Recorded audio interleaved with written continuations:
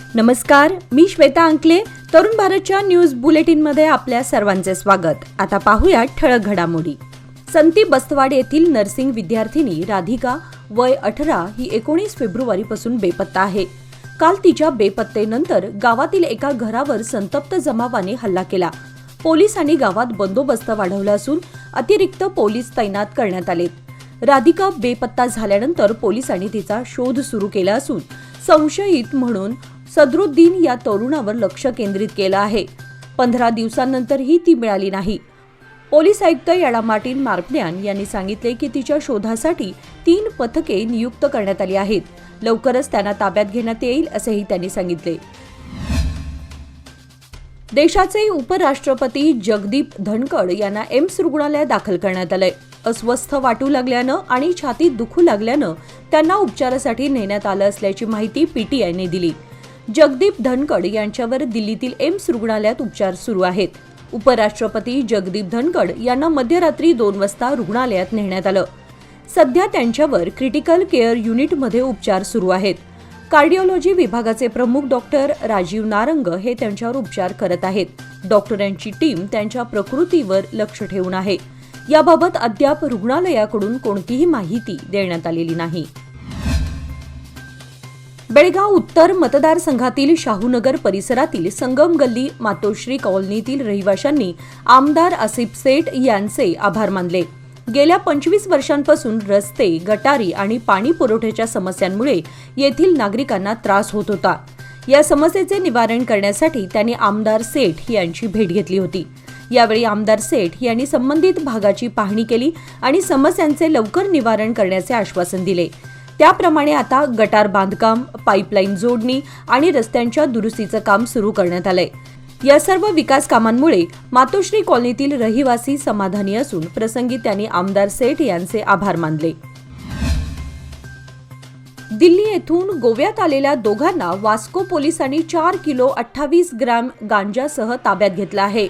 Police निरीक्षक कपिल नायक यांनी दिलेल्या माहितीनुसार या गांजाची बाजारात अंदाजे किंमत 4 लाख रुपये आहे. गांजा बाळगल्याप्रकरणी संशयित येशूनंद फ्रान्सिस सोझा वय 33 राहणार खानापूर बेळगाव आणि जम्स स्वामी उर्फ आयन रफिक शेख राहणार वाघोली पुणे यांच्या विरोधात अंमली पदार्थ आणि सायकोट्रॉपिक पदार्थ बाळगल्याबद्दल कायद्यानुसार गुन्हा दाखल करून दोघांना अटक करण्यात आली आहे. कित्तूर तालुक्यातील चिक्कनंदीहळ्ळी येथे एक भयानक हत्या घडली आहे. 25 वर्षीय मंजुनाथ ओळागड्डी याचा खून त्याच्या वडिलांनी आणि मोठ्या भावाने मिळून केला असल्याचं उघड झालंय. मंजुनाथ दारू पिऊन नेहमीच कुटुंबियांशी भांडण काढत होता. त्यामुळे काल शनिवारी रात्री दारूच्या नशेत त्याने आपल्या पालकांवर हल्ला करण्याचा प्रयत्न केला. त्यावर त्याचे वडील नागप्पा आणि भाऊ गुरुबसप्पा यांनी त्याच्यावर हल्ला केला आणि त्याचा जागीच मृत्यू झाला. या संदर्भात माहिती कित्तूर पोलीस ठाण्याला समजतात पोलीस घटनास्थळी धाव घेऊन पंचनामा केला असून पुढील तपास सुरू आहे. हवामानातील सकारात्मक बदलामुळे काजू बागा मोहराने बहरू लागल्याने काजू उत्पन्न वाढण्याची आशा शेतकऱ्यातून व्यक्त होत आहे. बेळगाव तालुक्यातील पश्चिम भागातील बिजगर्णी, बेळगुंदी, बेळवट्टी, बडस, बाकनूर, राकसकोप, कुद्रेमणी, उसगाव, किनये, कर्लेसह खानापूर व चंदगड तालुका आदी गावांमध्ये मोठ्या प्रमाणात काजूच्या बागा आहेत. पालापाचोळा, मशागत, औषध फवारणी यावर शेतकरी हजारो रुपये खर्च करत आहेत. काही भागामध्ये काजू उत्पन्नात वाढ होण्याची शक्यता असल्यानं शेतकरी सुखावलाय. 2-3 वर्षामध्ये काजू दर वाढला होता. प्रति किलो 120 ते 150 दर होता. काजू दरामध्ये सतत होत असलेल्या वाढीमुळे शेतकरी सुखावला होता. यावर्षी प्रति किलो 150 ते 200 रुपये दर मिळावा अशी अपेक्षा शेतकऱ्यातून व्यक्त होत आहे. 5 वर्षांपूर्वी काजू प्रति किलो 160 रुपये दर मिळाल्याने शेतकरी सुखावला होता. काजू उत्पन्न वाढण्याची अधिक शक्यता असल्यानं काजू दरामध्येही वाढ व्हावी अशी अपेक्षा काजू बागायतदार व्यक्त करत आहेत. खानापूर तालुक्यातील हलशी येथे कदंब साहित्य परिषदेतर्फे दिनांक 16 मार्च रोजी हलशी सरकारी प्राथमिक शाळेसमोर साहित्य रंगमहोत्सव सोहळ्याचे आयोजन करण्यात आले आहे. या सोहळ्यात कवी संमेलन, कथाकथन, सांस्कृतिक व समाज प्रबोधनाचे कार्यक्रम होणार आहेत. यावर्षी मराठी भाषेला अभिजात भाषेचा दर्जा प्राप्त झाला. या वर्षीपासून कदंब साहित्य परिषदेच्या वतीने साहित्य रंग महोत्सव सोहळ्याचे आयोजन करण्यात आले आहे. स्थानिक साहित्यिक, कवी, लेखक, कलाकार यांच्या प्रतिभेला प्रोत्साहन देण्यासाठी विविध उपक्रम राबवणार असल्याचं पत्रकात म्हटलं आहे. बेळगाव वेंगुर्ले मार्गावरील हिंडलगा ते सुळगा या पट्ट्यातील रस्ता रुंदीकरण आणि नूतनीकरण करण्याच्या कामाला सार्वजनिक बांधकाम खात्याने सुरुवात केली असून सुळगा येथील रस्त्याच्या दुतर्फा रुंदीकरण करण्यास प्रारंभ केला आहे.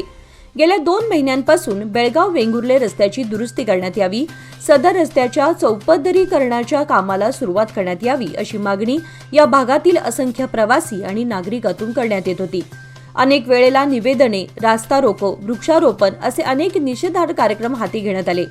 सध्या हिंडलगा ते सुळगा नाल्यापर्यंतच्या रस्त्याचे चौपदरीकरण करण्यासाठी झाडांची तोडणी व रुंदीकरण सुरू केली आहे.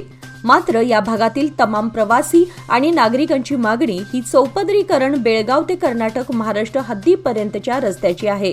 यासाठी शासनाने तातडीने यावर निर्णय घ्यावा अशी मागणी करण्यात येत आहे. बेळगाव शहराला रोज 100 MLD पाणी लागते. त्यापैकी 70 MLD पाणी लक्ष्मी टेक येथून आणि 30 MLD हिडकल जलाशयातून पुरवलं जातं.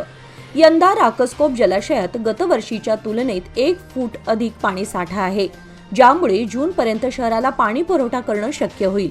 तरीही हिडकल जलाशयातील पाणी पुरवठा घटल्यामुळे काही काळजी आहे. सध्या शहराच्या 48 प्रभागांमध्ये 8 दिवसांआड पाणी पुरवठा होतो. याची कारणे जलवाहिनीतील गळती, पाणी पुरवठा योजनेचे सुरू असलेले काम आणि अन्य तांत्रिक अडथळे आहेत. L&T कंपनी पाणी पुरवठा 5 दिवसाआड करण्यासाठी कार्यरत आहे. विद्याप्रसारक मंडळाच्या श्री गजाननराव भातखांडे इंग्रजी माध्यम शाळेतर्फे जागतिक महिला दिन शहरातील मिलेनियम गार्डन टिळकवाडी येथे मोठ्या उत्साहात साजरा करण्यात आला. यावेळी प्रमुख पाहुण्या डॉक्टर माधुरी दीक्षित, संस्थेचे अध्यक्ष मिलिंद भातखांडे, सचिव मधुरा भातखांडे, मुख्याध्यापिका दीपा AC आदी मान्यवर उपस्थित होते. दरम्यान शाळेच्या वतीने विविध क्षेत्रात कार्यरत असलेल्या महिलांचा सावित्रीबाई फुले पुरस्काराने सन्मान करण्यात आला. यावेळी अर्चना जोशी, नीता शिरोडकर, वर्धा कुलकर्णी, वसुंधरा ग्रामोपाध्ये यांनी हा पुरस्कार स्वीकारला. यावेळी शाळेतील समस्त शिक्षक वर्ग, महिला पालक वर्ग, आमंत्रित पाहुणे मंडळी आणि शुभचिंतक उपस्थित होते. या कार्यक्रमाचे थेट प्रक्षेपण तरुण भारत न्यूज या YouTube चॅनलवर दाखवण्यात आले. बेळगावमधील प्रादेशिक परिवहन कार्यालयाची नवीन इमारत पूर्ण झाली असून एप्रिल महिन्यात या कार्यालयाचे उद्घाटन होणार आहे. 9,74,00,000 रुपये खर्चून नवीन RTO कार्यालय उभारले गेलं आहे. जुनी इमारत जीर्ण झाल्यामुळे तात्पुरत्या स्वरूपात कॅम्प येथील BSNL कार्यालयात RTO सुरू करण्यात आले होते. नवीन कार्यालयात सहपरिवहन आयुक्तांचे कार्यालयही सुरू होणार असल्याची माहिती परिवहन मंत्री रामलिंगा रेड्डी यांनी दिली आहे. कुंभमेळ्यासाठी जादा रेल्वे सुरू केल्यामुळे रेल्वे खात्याला जादा महसूल मिळाला. आता होळी सणाच्या पार्श्वभूमीवर नैऋत्य रेल्वेने 2 विशेष रेल्वे आरक्षित केल्या आहेत. म्हैसूर भगत की कोटी व बेंगळूर गोरखपूर या मार्गावर या एक्सप्रेसेस धावणार आहेत. या दोन्ही एक्सप्रेस बेळगावमधून धावणार असल्याने बेळगावच्या प्रवाशांना लाभ होणार आहे. म्हैसूर भगत की कोटी एक्सप्रेस दिनांक 10 व दिनांक 17 मार्च रोजी रात्री 9:20 म्हैसूर येथून निघणार आहे, तर बेंगळूर गोरखपूर एक्सप्रेस दिनांक 10 व दिनांक 17 रोजी रात्री 7 वाजता बेंगळूरहून निघणार आहे. या एक्सप्रेसला बेंगळूर, यशवंतपूर, तुमकूर, अरसीकेरे, दावणगिरी, हावेरी, हुबळी, धारवाड, बेळगाव, घटप्रभा, मिरज, पुणे, लोणावळा, कल्याण, वाशी, साबरमती, पालनपूर, वैभववाडी, पालना, राणी, मारवार, लुणी असे थांबे देण्यात आलेत. बेळगाव तालुक्यात गुळाला चांगला भाव मिळाल्यानं गुळ उत्पादकातून समाधान व्यक्त करण्यात येत आहे. बेळगाव व सांगली कृषी उत्पन्न बाजार समितीमध्ये गुळाचा दर 4,382 रुपये प्रति क्विंटल आहे, जो साखरेच्या 4,000 रुपये प्रति क्विंटल दरापेक्षा 382 रुपये अधिक आहे. साखरेच्या तुलनेत गुळाचा दर चढल्यामुळे परिसरातील शेतकऱ्यांमधून समाधान व्यक्त होत आहे. कर्नाटक दलित संघर्ष समिती आंबेडकर वाद वतीने 20 मार्च रोजी चौदार तलाव चळवळ महोत्सव साजरा करण्यात येणार आहे. या महोत्सवासाठी सर्किट हाऊस येथे बैठक घेण्यात आली, ज्यामध्ये कर्नाटक दलित संघर्ष समितीचे राज्य खजिनदार सिद्धप्पा कांबळे यांच्या नेतृत्वाखाली बैठक आयोजित करण्यात आली. चौदार तलाव चळवळ महोत्सव आंबेडकर उद्यान येथे 20 मार्च रोजी मोठ्या धूमधामात साजरा केला जाईल. यावेळी सिद्धप्पा कांबळे यांनी सांगितले की या महोत्सवात हजारो दलित बांधव उपस्थित राहणार असून अधिकारी देखील सहभागी होणार असल्याचे सांगितले। यावेळी कर्नाटक दलित संघर्ष समितीच्या ध्वजाचे अनावरण करण्यात आले। यावेळी दलित संघर्ष समितीच्या आंबेडकर वादच्या जिल्हा व तालुका पदाधिकारीही उपस्थित होते। कृषी उत्पन्न बाजार समितीत कांदा दर गत 3 आठवड्यापासून स्थिर आहे। बाजारात कांदा दर प्रति क्विंटल 1800 ते 2700 रुपये होता। महाराष्ट्रातील 120 गाड्या, कर्नाटकातील 5 गाड्या कांदे दाखल झाले होते। तसेच पांढऱ्या कांद्याच्या 5 गाड्या दाखल झाल्या होत्या। लहान कांदा 1800 ते 2000, मध्यम कांदा 2000 ते 2500 रुपये व मोठा कांदा 2500 ते 2700 रुपये दर होता। कांदा चांगला असला तरी ठेवणीतला नाही। 15 दिवसानंतर उत्तम दर्जाचा ठेवणीतला कांदा बाजारात दाखल होईल अशी माहिती व्यापाऱ्यांनी दिली। येळ्ळूर येथील शेतकरी अनंत मुसंडी यांच्या शिवारातील बासमती भाताच्या गंजीला आग लागून सुमारे 20,000 रुपयांचं नुकसान झालंय। गवताच्या गंजीने अचानक पेट घेतल्यानं शेतकऱ्यांचं मोठं नुकसान झालंय। या भागामध्ये अज्ञात युवकांचा संचार वाढला असून त्यांच्याकडून दारूच्या बाटल्या आणि सिगारेटच्या थोटक्यांची फेक करण्यात येत आहे। शेतकऱ्यांनी याबद्दल पोलीस प्रशासनाकडे करडी नजर ठेवण्याची आणि शेतकऱ्यांच्या चाऱ्याचे, पिकाचे आणि इतर नुकसान थांबवण्याची मागणी केली आहे। उत्तर प्रदेशातील प्रयागराजमध्ये नुकत्याच पार पडलेल्या महाकुंभमेळ्यामध्ये पवित्र स्नान करून आलेल्या महासाधूंनी पौर कर्मचाऱ्यांना सन्मानित करून त्यांना त्रिवेणी संगमाचे गंगाजल वितरित केले। शहरातील विश्व हिंदू परिषद कार्यालयात शनिवारी पार पडलेल्या या कार्यक्रमात नगरसेवक आणि समाजबांधव मोठ्या संख्येने उपस्थित होते। अखिल भारतीय मराठी साहित्य परिषद आणि मराठा मंदिर यांच्या संयुक्त विद्यमाने येत्या रविवार दिनांक 6 एप्रिल 2025 रोजी मराठा मंदिर बेळगाव सभागृहामध्ये 6वे बेळगाव मराठी साहित्य संमेलन आयोजित केले जाणार आहे। या संमेलनाचे संमेलनाध्यक्ष प्रसिद्ध लेखक आणि पाणीपतकार विश्वास पाटील भूषवणार आहेत। विश्वास पाटील हे मराठी साहित्यातील एक अग्रगण्य नाव आहे। त्यांच्या पानिपत या ऐतिहासिक कादंबरीने मराठी वाचकांना इतिहासाची नव्याने ओळख करून दिली। तसेच संभाजी, झाडाझडती, क्रांतीसूर्य, पांगिरा, महानायक अंबी आणि चंद्रमुखी या त्यांच्या कादंबऱ्यांनी मराठी साहित्याला समृद्ध केलं आहे। घरासमोर थांबलेल्या महिलेचे गंठन चोरट्यांनी लंपास केल्याची घटना शनिवारी रात्री 9च्या सुमारास घडली। तसेच महिलेजवळ थांबलेल्या 10 वर्षीय बालिकेचे कानातील सोन्याचे दागिने चोरण्याचा प्रयत्न केला। यात महिला व बालिका जखमी झाल्या। शीतल अरुण खडके वय 50 व दक्षिणा अमित हजारे वय 10 राहणार प्रगतीनगर असं जखमी झालेल्या महिलेचे व बालिकेचं नाव आहे। घटनास्थळी सीपीआय बीएस तळवार व निपाणी शहर पोलीस ठाण्याच्या उपनिरीक्षक उमादेवी यांनी घटनास्थळी भेट देऊन पाहणी केली। जवळपासच्या सीसीटीव्हीचा पोलीस आधार घेऊन तपास करत आहेत। जमखंडीतील विजापूर रोड जवळील गादी कारखाना व गॅरेजला आग लागली असून मोठ्या प्रमाणात नुकसान झाल्याची दुर्घटना शनिवारी पहाटे घडली।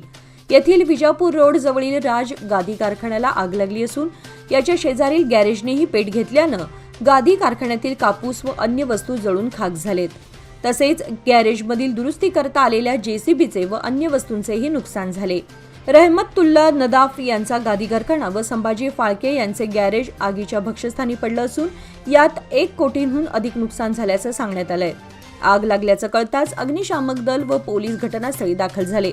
अग्निशामक दलाच्या जवानांनी आग विझवण्यात यश मिळवलं। याचबरोबर आजचे बातमीपत्र इथे संपले। अधिक माहिती आणि ताज्या घडामोडींसाठी पाहत रहा तरुण भारत न्यूज चॅनल। तसेच आमच्या चॅनलला लाईक, शेअर आणि सबस्क्राईब करायला विसरू नका। आणि विश्वासार्ह बातम्यांसाठी दररोज वाचा दैनिक तरुण भारत। धन्यवाद।